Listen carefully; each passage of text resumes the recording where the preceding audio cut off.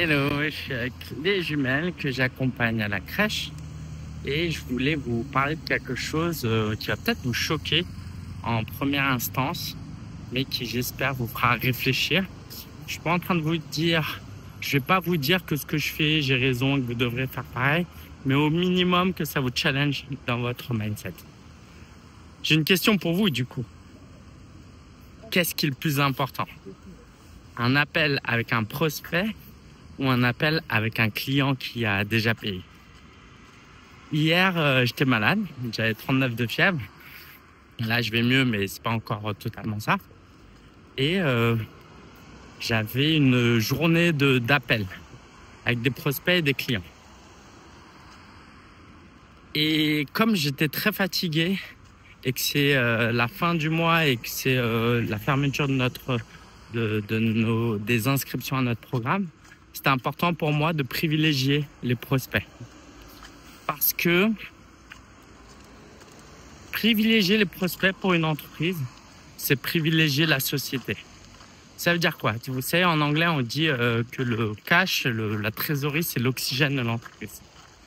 Et même si le but, par exemple, le but dans la vie, c'est pas de respirer. Tu vois, je vis pas juste pour respirer. Et en même temps, c'est indispensable. C'est pareil pour une entreprise, en tout cas saine.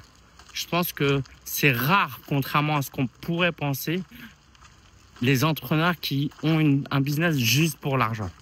Ok, bien sûr qu'il y en a, mais c'est rare. On crée une entreprise parce qu'on a une mission, on a un pourquoi, on a une passion, on a une envie de transmission. Et du coup, l'entreprise, elle a besoin de respirer. Comment on respire? C'est avec la trésorerie.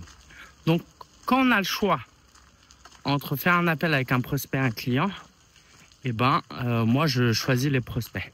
Pour plusieurs raisons.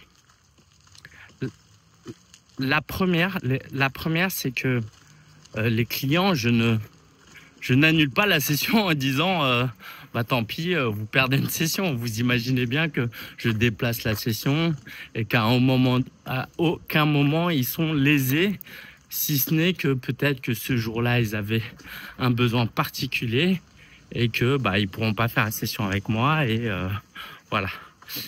J'ai envie de dire, c'est pas trop grave parce que justement, comme on vend de l'accompagnement premium, on accompagne les clients sur la durée.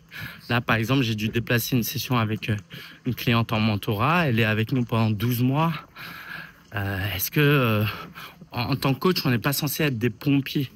Donc, est-ce que c'est vraiment si grave que ça? Oh non, elle dort. Mince. Est-ce que c'est, alors qu'il est que 8h30.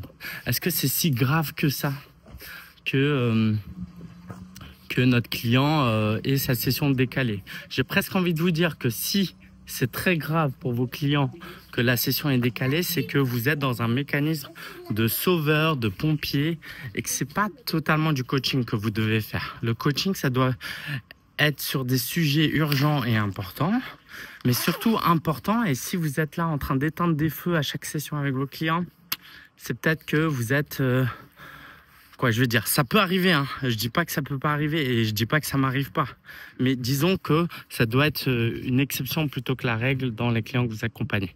Sinon vos clients sont stressés et la session se passe pas au top. Bref, ça c'est un autre sujet encore.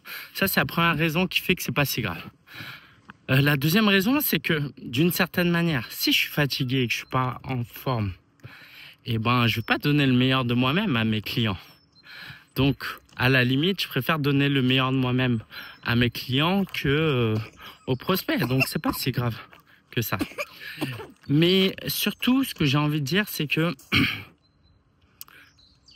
générer une clientèle, c'est démarrer des aventures, démarrer des collaborations. Et en ce sens-là, c'est indispensable. Un client qui a signé pour 6 mois avec toi, tu décales la session d'une semaine, c'est pas si grave, ok? Mais quelqu'un qui ne travaille pas avec toi, qui n'est pas client chez toi, eh ben, faire l'appel et la transformer en client, c'est la possibilité de l'accompagner sur 3 mois, 6 mois, 12 mois. Et ça, c'est magnifique. Donc, voilà. J'ai privilégié mes prospects à mes clients. J'ose penser que c'est pour des bonnes raisons. En tout cas, pour ces appels. Pour tout vous dire, aujourd'hui, j'avais un coaching en groupe avec des clients et j'ai annulé. Donc, c'est très simple. En fait, c'est un programme parallèle qu'on fait, un petit peu secret en ce moment. Et du coup, j'ai juste annulé cette session et on a déplacé d'un mois la session de fin, quoi, la date de fin. Et ça, c'est aussi ce que j'ai remarqué chez beaucoup de coachs.